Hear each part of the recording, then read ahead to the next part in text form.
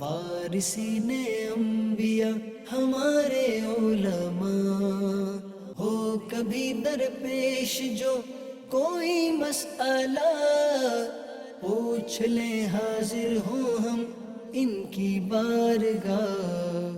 الحمدللہ رب العالمین والصلاة والسلام علی سید المرسلین، اما بعد فاعوذ باللہ من الشیطان الرجیم، بسم اللہ الرحمن الرحیم، الصلاة والسلام علیک یا رسول اللہ وعلی آلک واصحابک یا حبیب اللہ، الصلاة والسلام علیک یا نبی اللہ وعلی آلک واصحابک یا نور اللہ۔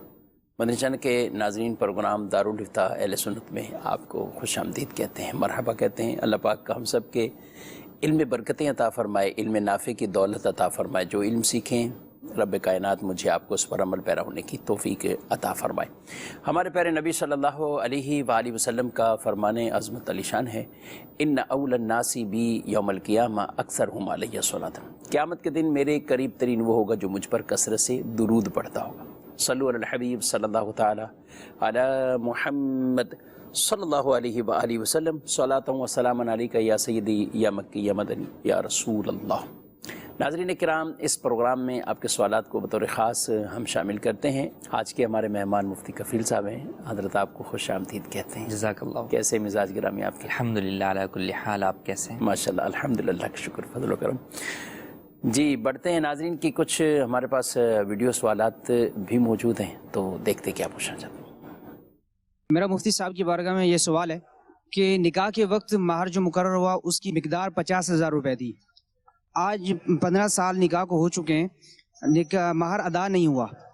اب اس صورت میں اب شوہر مہر ادا کرنا چاہتا ہے، لیکن بیوی کا یہ دعویٰ ہے کہ پیسے کی ویلیو بڑھ چکی ہے، تو اب 50,000 نہیں بلکہ 1,50,000 روپے لوں گی۔ تو اس صورت میں کیا 50,000 دینا لازم ہوگا یا 1,50,000؟ جی 1,00,000 ویلیو بڑھ چکی ہے تو کیا کہیں؟ بسم اللہ الرحمن الرحیم۔ نکاح کے اندر جو چیز طے کی گئی ہے اور جس مقدار میں طے کی گئی ہے، اسی چیز کی ادائیگی شوہر پر شرعاً لازم رہے گی۔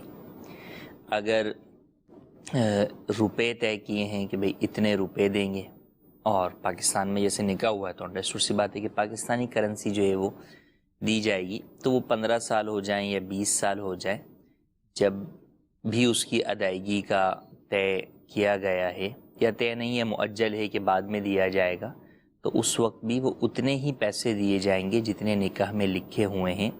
کرنسی کے جو ہے وہ ویلیو اپ ہونے کی وجہ سے یا ڈی ویلیو ہونے کی وجہ سے اس میں اضافے کا تقاضا کرنا یہ جو ہے وہ درست نہیں ہے۔ ہاں البتہ اگر اس کے بجائے یہ لکھا ہوتا کہ 1 تولہ سونا دیں گے، تو اب 1 تولہ سونے کی اس دور میں کچھ قیمت تھی، آج کچھ ہے، تو دینا آج بھی سونا ہی ہوگا، چاہے وہ کم ہو جائے چاہے زیادہ ہو جائے۔ تو جس طرح سونے میں یہ معاملہ، اسی طرح جب روپے طے ہیں تو اب وہ روپے اس وقت بھی روپے ہی دینے تھے، آج بھی اتنے ہی روپے دیں گے۔ قیمت کے کمی یا زیادتی کی وجہ سے اس کے اندر زیادتی کا مطالبہ کرنا یہ درست نہیں ہے۔ ہاں شوہر اپنی خوشی سے جو ہے وہ دینا چاہے زیادہ تو بالکل دے سکتا ہے، اس کے اندر کوئی جو ہے وہ حرج نہیں ہے۔ تو اس بات کو دونوں کو ہی فریقین کو پیش نظر رکھنا جو ہے وہ ضروری ہے کہ کیا چیز طے ہوئی تھی۔ جو چیز طے ہے، کئی جگہوں کے اوپر تو عموماً نکاح خواہ یہ لکھ بھی دیتے ہیں کہ اتنے 1,000 روپے سکہ رائج الوقت۔ جی ہاں، کہ کوئی اور سکہ بھی آ گیا کل کو تو ہاں، جو بھی جو ہے وہ رائج الوقت سکہ ہوگا اس کے مطابق یہ ویلیو جو ہے وہ ادا کی جائے گی۔ تو لہٰذا جو طے کیا گیا ہے وہی شوہر پر دینا شرعاً لازم ہے۔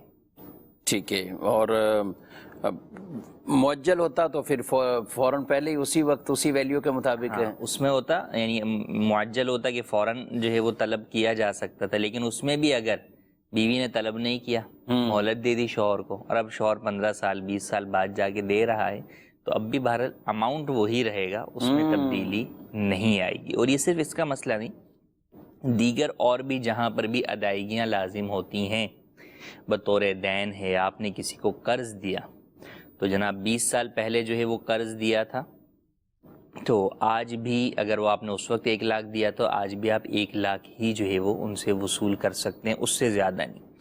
اس میں کئی جگہ پہ خواتین کی جب قرض ہوتا ہے کہ خواتین نے قرض دیا ہوا ہوتا ہے، بہنوں نے بسا اوقات بھائیوں کو دیا ہوتا ہے، یا بیوی نے شوہر کو دیا ہوتا ہے، تو اس وقت ایک پہلو سامنے آتا ہے کہ وہ کہتی ہیں کہ ہم نے اپنا زیور بیچ کر دیا، اس وقت زیور کی ویلیو کیا تھی اور آج کیا ہے، تو ہمیں تو زیور چاہیے۔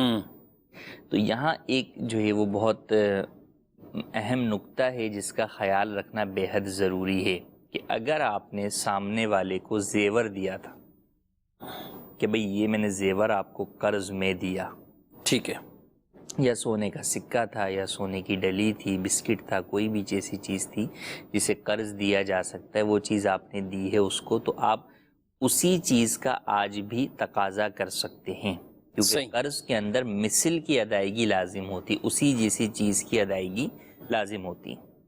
تو اب وہ چاہے وہی سونا آپ کو اتنی مقدار کے اندر دے دے، یا آپ کی رضامندی سے آپ کو آج کی قیمت کے اعتبار سے وہ اس کے پیسے دے دے، لازم اس کے اوپر سونا ہی ہے۔ لیکن اگر آپ نے سونا دیا نہیں بلکہ کسی نے آپ سے قرض کا تقاضا کیا، آپ نے اپنا سونا بکوایا اور بکوا کر پھر جو پیسے آئے وہ آپ نے بطور قرض سامنے والے کو دی، ٹھیک ہے، تو اب ایسی صورت میں در حقیقت اگرچہ آپ نے سونا تو بکوایا ہے اور اسی کے پیسے دیے ہیں، لیکن دینے والے کو آپ نے سونا نہیں دیا، اسے آپ نے پیسے دیے۔ صحیح۔ تو اب یہاں پر ادائیگی جو لازم ہوگی دینے والے پر، لینے والے پر، وہ پیسوں کی ہی لازم ہوگی۔ اب یہ نہیں دیکھا جائے گا کہ آپ نے وہ چیز سونا بیچ کر دی تھی، آپ سونا ہی دے دیتی تو اس کے ذمے سونا ہی واپس کرنا ضروری ہوتا، لیکن جب آپ نے سونا نہیں دیا، آپ نے سونا بیچ کر اس کے پیسے دیے، تو اب ایسی صورت میں اس شخص کے اوپر پیسے ہی دینا لازم رہے گا۔ اب پیسہ اپ ہو ڈاؤن ہو، سونے کی قیمت اوپر چلی ہے نیچے چلی ہے، اس پیسے کا سونے کی قیمت سے کوئی تعلق نہیں۔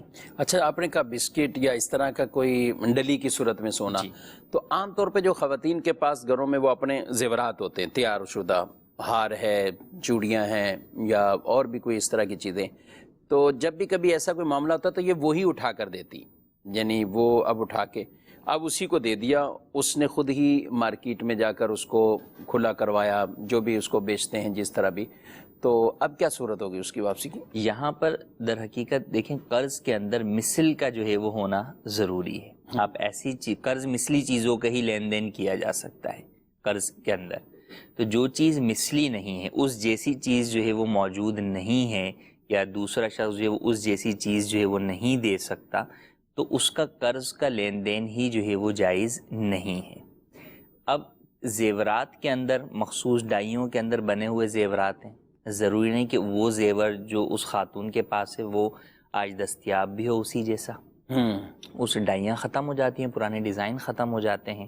اچھا، پھر سونے ہوتے بہت پرانے زیورات ہیں کہ جناب وہ دادی سے بہو کی طرف، بہو سے آگے بیٹی کی طرف، ہاں بالکل، زمانوں چل رہے ہوتے، تو ایسی صورت میں اب یہ جو زیورات کی یہ صورت ہے یہ مثلی قرض والی صورت نہیں بنے گی، تو لہٰذا اس کا طریقہ کار دو ہی ہو سکتے ہیں کہ یا تو آپ انہیں دے دیں کہ بھائی اس کو پگھلوا کر آپ اس کی جو ہے وہ آپ وزن نکالیں اور وہ وزن میں آپ کو اس وزن کا وہ پگھلا ہوا سونا جو ہے وہ میں آپ کو دے رہی ہوں، اوکے، یہ پھر جو ہے وہ قرض والی صورت بن جائے گی۔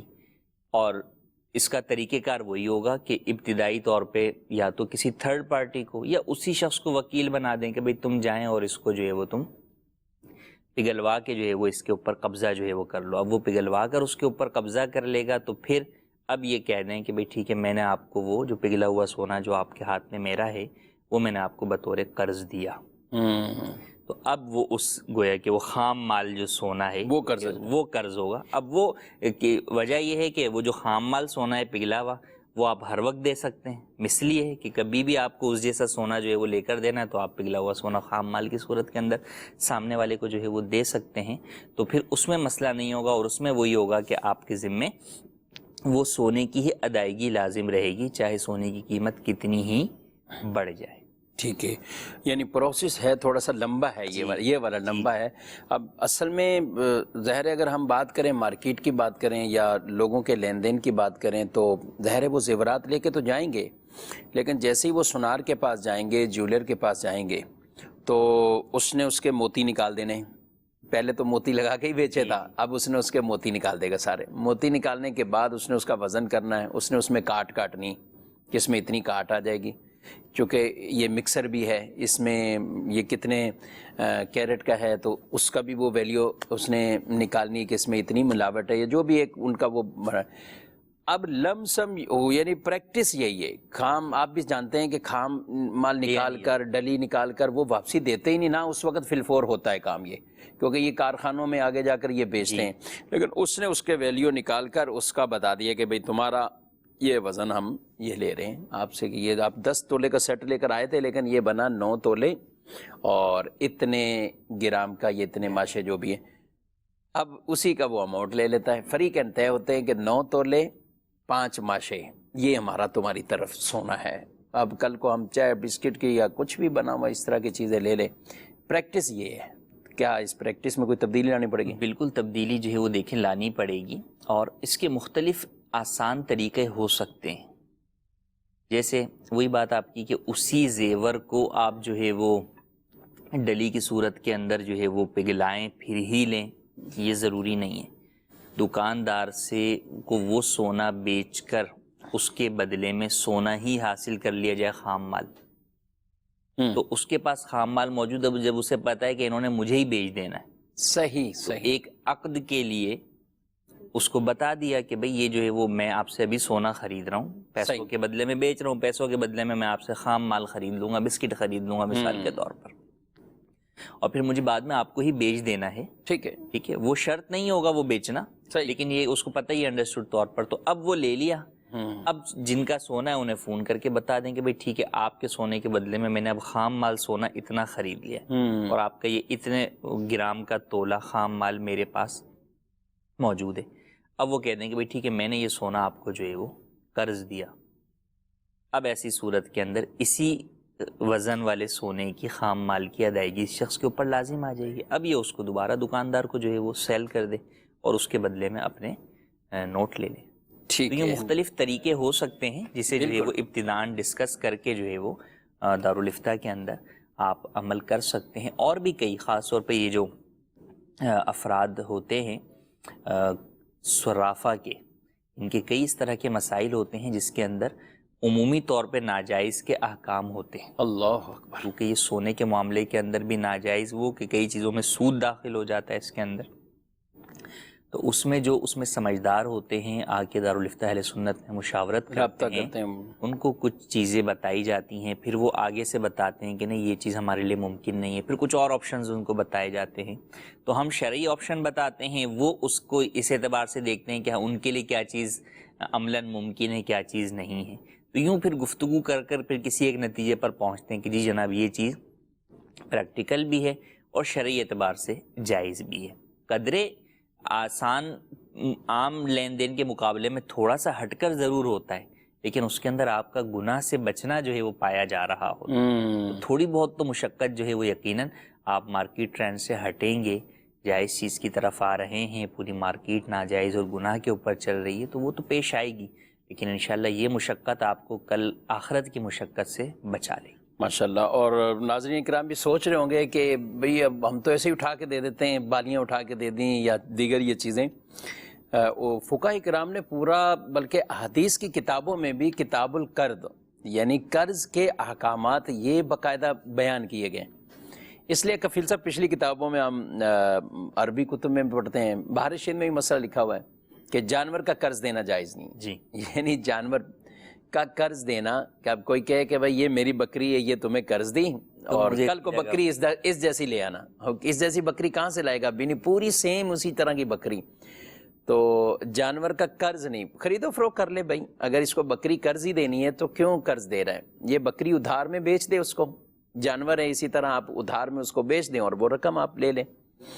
تو یہ پورے احکامات ہیں کتاب القرض کے حوالے. اور قرض کی بڑی اہمیت، دینے کی اہمیت بھی ہے، جس پر قرضہ ہے اس کو اتارنے کی بھی اہمیت، اور ساتھ ساتھ اس پر وعیدوں کو بیان کیا گیا ہے.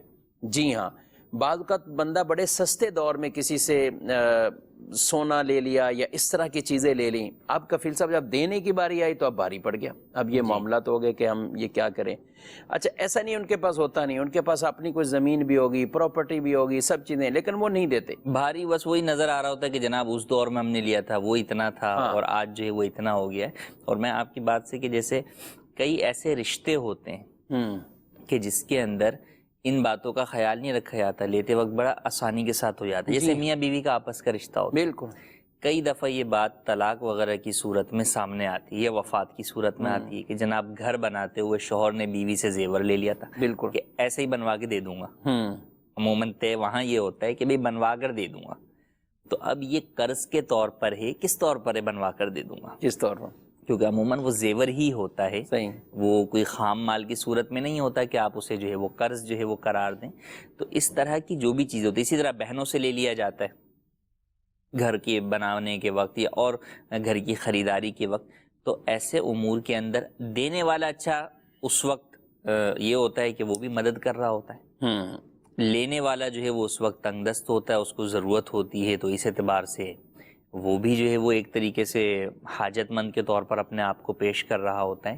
لیکن دونوں کے لیے ہی ضروری ہے کہ ایسی چیزوں کو شرعی اعتبار سے پہلے اس عقد کو درست کریں، پلس اس بات کو تحریر میں لے آئیں، کیونکہ کئی دفعہ جب اس چیزوں کو سالوں گزر جاتے ہیں تو بعد میں اختلافات ہوتے ہیں، بہنیں بھائی کا ایک دوسرے کا آپس میں چہرہ دیکھنا تک پھر گوارا نہیں کرتے، اور طلاق یا وفات کی صورت میں بیوی اور شوہر کے جھگڑے چل رہے ہوتے ہیں، بعد والے سسرال والے نہیں مان رہے ہوتے کہ بھئی ہمارے بیٹے نے یہ چیز لی تھی تم سے، کیا ثبوت ہے وغیرہ وغیرہ۔ تو اس طرح کی چیزوں کو آن پیپر لے آنا چاہیے، اور اس کے اندر عموماً جب ہمارے آن پیپر لانے کی بات کی جاتی ہے تو لوگ کہتے ہیں کہ یار تمہیں ہم پہ اعتماد نہیں ہے، اعتماد نہیں، اعتبار تو نہیں۔ یہ بات اعتماد کی نہیں ہے، یہ ہمیں قرآن کریم کے اندر بھی اس بات کی تعلیم دی گئی، احادیث میں بھی، کہ جب بھی ہم کوئی اس طرح کی چیز کریں تو اسے ضبط تحریر میں جو ہے وہ لے آئیں۔ تو بالکل تحریری جو ہے وہ ہمیں یہ ایک معاہدہ یا جو بھی ہماری گفتگو ہوئی ہے اس کا ایک آن پیپر گواہوں کی روشنی میں بنا لینا چاہیے۔ بس یہی تو ہمارے یہاں المیہ ہے۔ شادی بیاہ کے اندر کفیل صاحب 100 طرح کی چیزیں ہوتی ہیں نا، تو بعض اوقات وہاں کوئی تحریر والی بات چلتی ہے تو لڑائی کی طرح معاملہ چلے جاتا ہے۔ اچھا شوہر لڑکے والے تو بڑی تسلی سے اپنا حق مہر بھی لکھوا رہے ہوتے ہیں، بھلے 5000 ہے تو لکھوا رہے ہیں کہ بھئی حق مہر کتنا ہے، 5000 لکھو، چلے کالم بھی ہے تو لکھنا تو ہے، اور نکاح کے اندر وہ کرنا، لیکن ان کی بات تو لکھی گئی ہے۔ اب کبھی کوئی لڑکی والے کوئی اس طرح کی بات کرتے ہیں جو جائز شرط بھی ہو، بالفرض کہ بھئی ہم جو زیور دے رہے ہیں وہ ہماری بیٹی کا ہی رہے گا، کسی اور کے تصرف میں نہیں آئے گا، ہم جو جہیز دے رہے ہیں تو وہ ہماری بیٹی کی ملکیت ہے، انڈرسٹوڈ بیٹی کی ملکیت ہے۔ بعض اوقات کوئی فلیٹ بھی دے رہے ہوتے ہیں، ساتھ گھر دے رہے ہوتے ہیں، تو ظاہر ہے ان کا حق بنتا ہے وہ کہیں کہ بھئی ہم اپنی بیٹی کو ہی دے رہے ہیں۔ تو اس طرح کی چیزیں آن پیپر جب آنا شروع ہو، لڑائی شروع۔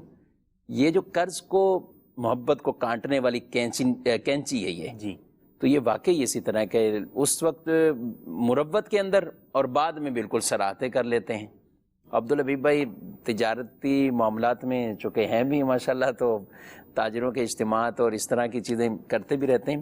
کئی مرتبہ وہ یہ کہتے ہیں، میں ان کو سنا، وہ کہتے ہیں کہ بھائی جب کوئی لین دین مالی کر رہے ہو نا تو پھر پرائے بن جاؤ، تھوڑی دیر کے لیے پرائے بن جاؤ، پھر آپ اپنے نہ رہو، پرائے بن جاؤ، ہمیشہ اپنے رہو گے۔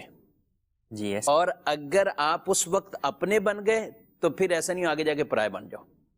اب شروع میں مروت کے اندر کہا نہیں میں نہیں کر رہا، یہ نہیں کر رہا، اور تنہائی میں کوستے رہے، اپنے بہن بھائیوں کے پاس کوستے رہے، فلاں عزیز نے یہ کیا، فلاں نے یہ کیا، فلاں، جی تو اس کو ٹینشن کو ختم کر لو شروع سے ہی بھائی، کہہ دو کہ بھائی یہ ہے، تو پھر اس طرح کا معاملہ چلے۔ ایک آدھ مرتبہ کوئی سامنے والا بات کرے گا، لیکن ظاہر ہے اتنی زیادہ اس پر گفتگو نہیں ہوگی۔ بہرحال کافی قرض کے حوالے سے یہ چیزیں ہم نے ڈسکس کی ہیں۔ ایک چیز رہے گی، قرض میں دیا تو سونا ہی تھا، اب اگر اس کو کسی اور جنس سے، مطلب اب چاہ رہے ہیں کہ بھی 5 تولے سونا تھا، یہ بات طے ہوگی تھی، تو اب جو سکہ رائج الوقت اس کی قیمت ہے تو روپے کی صورت میں لے سکتے ہیں؟ جی، یعنی وہ دونوں کی رضامندی پر ضروری ہے۔ اصولاً لازم کیا ہے، وہ سونا ہی ہے، سونا ہی ہے، ٹھیک ہے۔ اب دینے والا یہ چاہتا ہے کہ بھائی میں بھی جا کے سونا خریدوں گا، آپ مجھ سے پیسے لے لیں، اور سامنے والا پیسے لینے پر راضی ہے تو ٹھیک ہے، اس وقت طے نہ ہو جس وقت قرض دیا تھا اس وقت یہ طے کرنا کہ بھئی دے تو تمہیں 5 تولہ سونا رہا ہوں، لیکن اس کے بدلے میں اس دور میں 5 تولہ کے جو پیسے ہوں گے وہ لوں گا. اگر دیتے وقت یہ شرط لگائی تو یہ ناجائز ہے، یعنی اس وقت کو جو پیسے ہو گئے. ہاں یہ شرط لگانا ہے. اچھا اس وقت یہی تھا کہ بھئی سونا دے رہا ہوں، سونا ہی آپ مجھے 5 تولہ واپس کریں گے. اب ادائیگی کے وقت باہمی رضامندی سے یہ طے ہوتا ہے کہ بھئی ٹھیک ہے آپ جو ہے وہ چاہے پیسے دے دیں، مجھے کوئی حرج نہیں ہے، تو اس میں کوئی شرعی اعتبار سے حرج نہیں ہے. ٹھیک ہے جی، بڑھتے ہیں ناظرین کے سوالات کی طرف. محمد دانش اتاری شارجہ سے عرض کر رہا ہوں. مفتی صاحب یہ ارشاد فرمائیے گا، اگر ہم جماعت میں شامل ہوتے ہیں اور امام صاحب نے تکبیر اولیٰ کہہ دی ہے، کچھ وقت گزر گیا ہے، ظہر یا عصر کی نماز ہے، تو اب ہم جب جائیں گے تو کیا ہم ثنا پڑھیں گے یا نہیں پڑھیں گے؟ اور دوسرا یہ ارشاد فرمائیے گا کہ اگر ہم نے نماز جماعت اس حالت میں ملی ہے کہ امام صاحب پہلے یا دوسرے سجدے میں ہیں، تو کیا ہم جا کر ڈائریکٹ سجدے میں چلے جائیں گے یا سجدے سے اٹھنے کا ویٹ کریں گے؟ اور یہاں پر ہم جب نیت کرتے ہیں تو قیام میں ہاتھ باندھنے کے بعد ہم سجدے میں جائیں گے یا ڈائریکٹ تکبیر اولیٰ کہہ کر سجدے میں چلے جائیں گے؟ ٹھیک بالکل، بہت اچھے سوال اور عوامی طور پر بہت ضرورت والے ہیں. کیا کہتے ہیں؟ سری نمازوں میں جب آپ شامل ہوئے تو آپ کو قرات کی آواز نہیں آ رہی، تو ایسی صورت کے اندر آپ ثنا پڑھ سکتے ہیں. ٹھیک. البتہ جہری نمازیں ہیں جن میں امام تلاوت کر رہا ہے، تو جب امام تلاوت شروع کر چکا ہے تو اب آپ ثنا نہیں پڑھ سکتے. اب اگر آپ کی کوئی رکعت فوت ہو گئی ہے اور آپ اس کے امام کے سلام پھیرنے کے بعد اپنی وہ رکعت پڑھنے کے لیے کھڑے ہوں گے تو اس کے شروع میں پھر آپ ثنا پڑھیں گے. اور اگر آپ کی کوئی رکعت فوت نہیں ہوئی، آپ پہلی رکعت میں ہی شامل ہو گئے مگر امام قرات شروع کر چکا تھا، تو اب آپ پر یہ ثنا کسی بھی مقام پر پڑھنا نہیں ہے. اب آپ یہ ثنا نہیں پڑھیں گے، آپ سے یہ معاف ہو گئی. ٹھیک ہے، یعنی فجر کی نماز ہے، مغرب کی نماز ہے اور عشاء کی نماز جس میں قرات ہو رہی، بلند آواز سے امام کی تلاوت ہو رہی، تو اب آپ خاموشی سے سننے کے لیے تلاوت سنیں گے. اچھا ظہر اثر میں پڑھ سکتے ہیں؟ وہ بھی صرف ثنا، تلاوت اس میں بھی نہیں کر سکتے. تلاوت اس کے اندر بھی یہی کہ ثنا پڑھ کے خاموش ہو جائیں گے. ٹھیک ہے. اور قرآن تلاوت تو وہی جو امام کی ہے وہ مقتدی کی تلاوت ہے. ٹھیک ہے. دوسرا سوال ان کا، سجدے میں جائیں گے یا انتظار کریں گے؟ اور سجدے میں جائیں گے تو اس کا طریقہ کیسے ہوگا نماز میں شامل ہونے کا؟ مسبوق مقتدی جب بھی جو ہے وہ آئے گا تو اسے چاہیے کہ وہ جو ہے وہ اللہ اکبر یعنی تکبیر تحریمہ قیام کی حالت میں کہے، کہ وہ کہنا قیام کی حالت میں ہی فرض ہے. اس کے بعد امام جس بھی رکن میں ہو وہ اس کے اندر جو ہے وہ شامل ہو سکتا ہے اور اس رکن میں ڈائریکٹ جا سکتا ہے. اللہ اکبر کہنے کے بعد وہ ڈائریکٹ دوسرا تکبیر انتقال اللہ اکبر کہتے ہوئے امام سجدے میں تو سجدے میں چلے جائے، امام جو ہے وہ جلسے میں ہے تو جلسے میں امام کے ساتھ آ جائے. اچھا یہ نیچے کی طرف بیٹھا کہ امام صاحب جو ہے وہ سجدے سے اٹھ گئے تو یہ اب بیٹھ جائے، جلسے کے اندر جو ہے وہ امام صاحب کے ساتھ جو ہے وہ شامل ہو جائے. تو جس بھی جگہ پر امام صاحب ہیں اس رکن کے اندر امام کے ساتھ شمولیت اختیار کر سکتا ہے اور ڈائریکٹ اسی رکن میں شمولیت اختیار کرے گا. ایسا نہیں ہے کہ یہ پہلے رکوع کرے پھر سجدہ کرے اور پھر اس رکن میں شامل ہو، ایسا ہرگز نہیں. ٹھیک ہے جی، مزید سوال. کامران شہزاد بات کر رہا ہوں، آپ کا مدنی چینل دیکھ رہا تھا. تو میرا ایک سوال ہے کہ 40 دن جو ہے نا ایک بندہ فوت ہو جاتا ہے تو اس کی قبر پہ ہم لوگ دھواں بھی لگاتے ہیں اور اس کے بعد جو ہے نا روشنی کرتے ہیں، اس کے لیے لالٹین ہو گیا یا بلب لگا دیتے ہیں، تو وہ کیا جائز ہے یا ناجائز ہے؟ رہنمائی فرما دیں. خبر پر بلب لگاتے ہیں یا کوئی چلیں چراغ وغیرہ جلاتے ہوں گے یا کوئی اور اس طرح 40 قبر پر جیسے انہوں نے کہا دھواں لگاتے ہیں یا روشنی بھی کرتے ہیں، تو ان دونوں باتوں کا مردے کو کوئی فائدہ نہیں ہے. اور یہ تو اسراف ہے اس کے اندر کہ آپ جو ہے وہ لائٹ آپ نے جلا کے چھوڑی ہوئی ہے، لالٹین جلا کے چھوڑی ہے، وہاں پہ حاجت ہی کسی کو نہیں ہے تو وہ جائز نہیں ہے. ہاں ایک یہ ہے کہ جناب راہگیروں کا راستہ ہے، اندھیرا ہوتا ہے اور آپ نے وہاں بلب لگا دیا کہ بھئی اس سے راہگیروں کو فائدہ ہوگا، اس کا ثواب جو ہے وہ مردے کو پہنچے، یہ ایک جدا بات ہے کہ آپ کوئی بھی نیک کام کر رہے ہیں اور اس کا ثواب ایصال کر رہے ہیں اپنے مرحوم کو، لیکن قبر کے اوپر لگا رہے ہیں تو اس کی کوئی حاجت نہیں ہے. مردے کو اوپر کی کوئی روشنی فائدہ نہیں پہنچائے گی، در حقیقت تو اس کے اعمال کی روشنی یا اس کو ایصال ثواب کیا جانے والا ثواب ہے اس کی روشنی اسے فائدہ پہنچا رہی ہے. تو دھوئیں کا بھی کوئی فائدہ نہیں ہے. عمومی طور پر لوگ جو ہے وہ قبر کے اوپر جو ہے وہ اگربتیاں لگاتے ہیں اور شاید یہ سمجھتے ہیں کہ اس کی خوشبو مردے کو پہنچ رہی ہے، حالانکہ اس کی خوشبو مردے کو نہ پہنچتی ہے نہ مردے کو اس سے کوئی فائدہ ہے. اگربتی جلانے کا اگر مقصد یہ ہے کہ جو لوگ آ رہے ہیں یا یہاں پر بیٹھے ہوئے ہیں تلاوت کر رہے ہیں ان کی خوشبو کے لیے لگائی ہے تو جدا بات ہے. ٹھیک جسے مزارات کے اوپر جو ہے وہ زائرین کے لیے لگائی جاتی ہے، ورنہ اس کا مردے سے کوئی تعلق نہیں اور مردے کو اس سے کوئی فائدہ نہیں ہے۔ ٹھیک ہے، یہ سوال ہے کہ کچھ مسجد بھی شامل کرتے ہیں، کہتے ہیں کہ شادی پر دولہے کو سونے کی انگوٹھی یہ دی جاتی ہے لڑکی والوں کی طرف سے، اگر نہ دی جائے تو بیٹی کے لیے مسائل بنتے ہیں، یعنی یہ کہا جاتا ہے کہ تمہارے ماں باپ نے ہمارے بیٹے کو سونے کی انگوٹھی ہی نہیں دی، اس طرح کے تانے دیے جاتے ہیں، حالانکہ شریعت میں تو اس کے لیے جائز ہی نہیں، کیا ہونا کیا چاہیے؟ سونے کی انگوٹھی مرد کے لیے پہننا ہی حرام ہے، کوئی بھی سونے کا زیور جو ہے وہ پہننا حرام ہے، اور سونے کی انگوٹھی بھی حرام ہے۔ تو ایسی حیت اور کیفیت کی انگوٹھی جو کہ مردانہ وضع والی ہی ہے، اسے بنانا، اسے خریدنا، کسی کو دینا، یہ سب چیزیں ناجائز اور گناہ ہیں، اس کی ہرگز اجازت نہیں ہے۔ اس معاملے کے اندر ان کے ساتھ بات چیت کی جائے کہ بھئی شرعی اعتبار سے یہ جائز نہیں ہے، ہم اتنی مالیت کا یا تو کوئی زیور دے دیتے ہیں بیوی والا، وہ اگر شوہر کی ملکیت آپ نے کرنا ہے تو بھائی ٹھیک ہے، وہ شوہر کی ملکیت ہم جو ہے وہ کر دیتے ہیں، لیکن وہ زیور جو ہے وہ زنانہ ہی ہوگا، مردانہ زیور جو ہے وہ سونے کا نہیں دیا جا سکتا۔ ہاں، پہنانے کے لیے جو ہے وہ چاندی کی انگوٹھی جو کہ وزن میں 4.5 ماشے سے کم ہو اور فقط ایک نگینے والی ہو، وہ دی جا سکتی ہے، اس میں کوئی حرج نہیں ہے۔ 4 گرام کچھ ملی گرام ہے جی، یہ وزن اس کا، تو اس کا جو ہے وہ خیال رکھنا بے حد ضروری ہے۔ تو اب اگرچہ وہ برا مانے یا کچھ بھی ہے، ان کو سمجھایا جائے، بتایا جائے، شرعی مسئلہ بتایا جائے، اس کی جگہ آپ چاہے سونے کا بسکٹ جو ہے وہ انہیں ڈبیا میں بند کر کے دے دیں کہ سر یہ اس کی ڈبل قیمت کا یہ لے لیں، لیکن گناہ سے جو ہے وہ بچیں کہ وہ بے حد ضروری ہے۔ یہ بعض جگہوں پہ ہوتا بھی ہے، کیش کی صورت میں دے دیتے ہیں، ان کے یہاں معاملات یعنی یہ پہلے سے ہی ہوتے ہیں، اور جی، دینا اور لینا اس طرح کی چیزیں، تو یا کیش کی صورت میں یا یہ بسکٹ کی صورت میں کوئی ایسی چیز ہے وہ دے دی، اور بعض اوقات یہ ہوتا ہے کہ جو یہ کیفیت میسی میں لکھی ہوئی ہے بس وہ کہتے ہیں یہ تمہارے لیے جائز ہی نہیں تھا، اس لیے تمہیں دیا ہی نہیں، اور پھر اس نے مسئلے مسائل بھی بعد میں جو آ رہے ہیں کہ مطلب ان کو سامنے سے باتیں سنائی دیجیے۔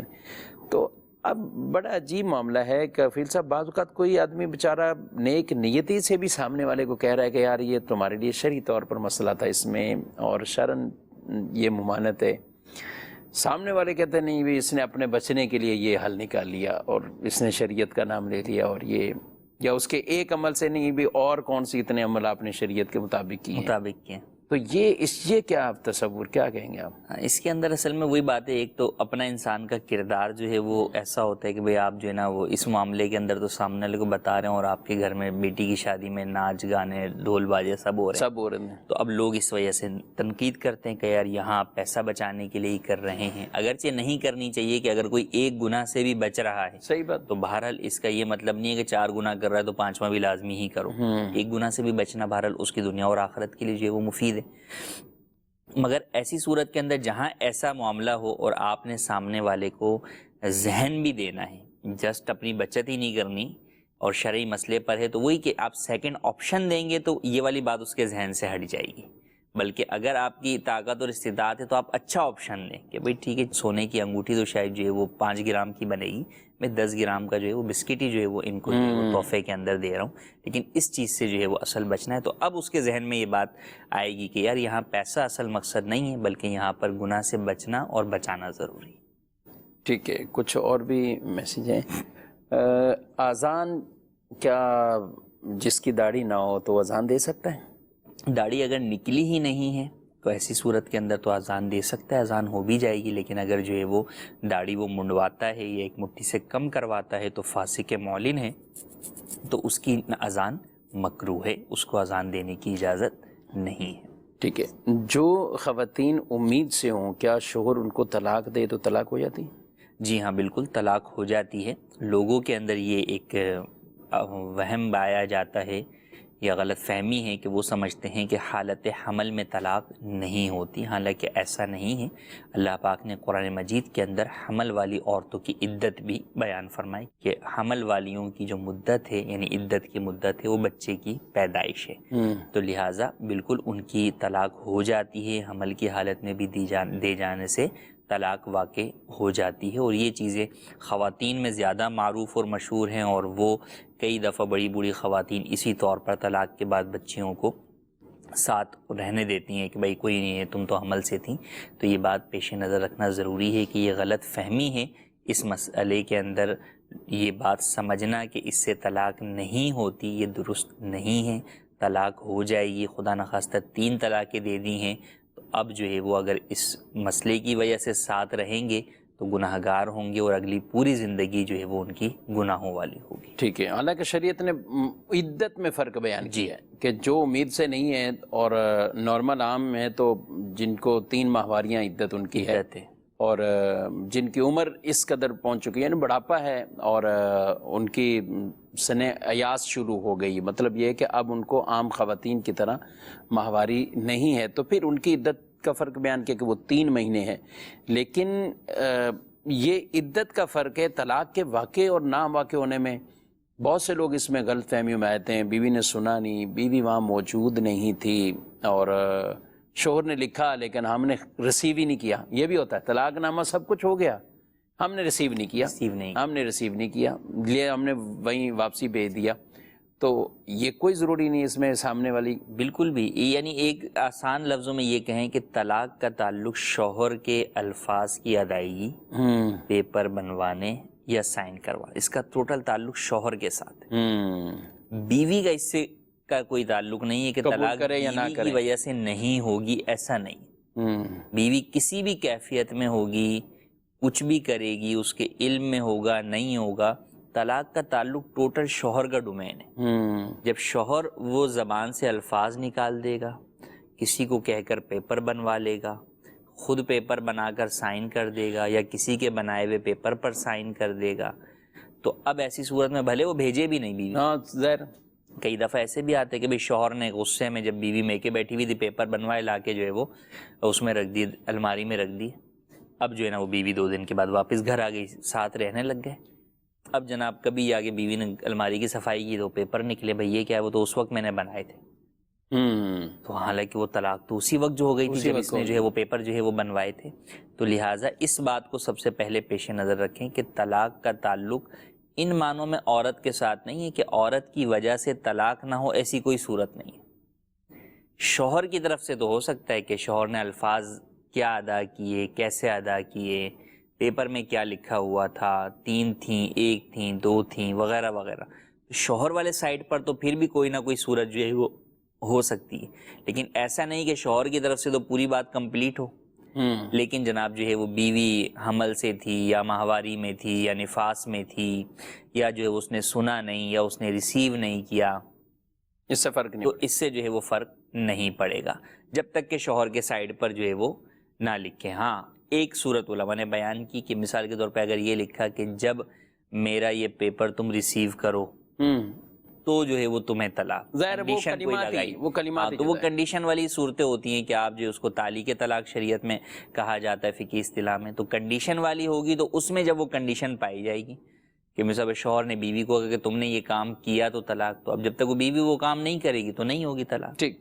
لیکن اگر اس طرح کنڈیشن والی کوئی چیز نہیں ہے، نارمل طلاق ہے، تو پھر اس میں بیوی والا سائڈ نہیں، کوئی بھی نہیں ہے، پھر شوہر والا سائڈ ہی ہے، وہ اگر کمپلیٹ ہے تو طلاق ہو جائے گی. ہمارے پاس ایک کیس آیا تو کہا کہ بھئی شوہر نے واٹس ایپ کر دیے.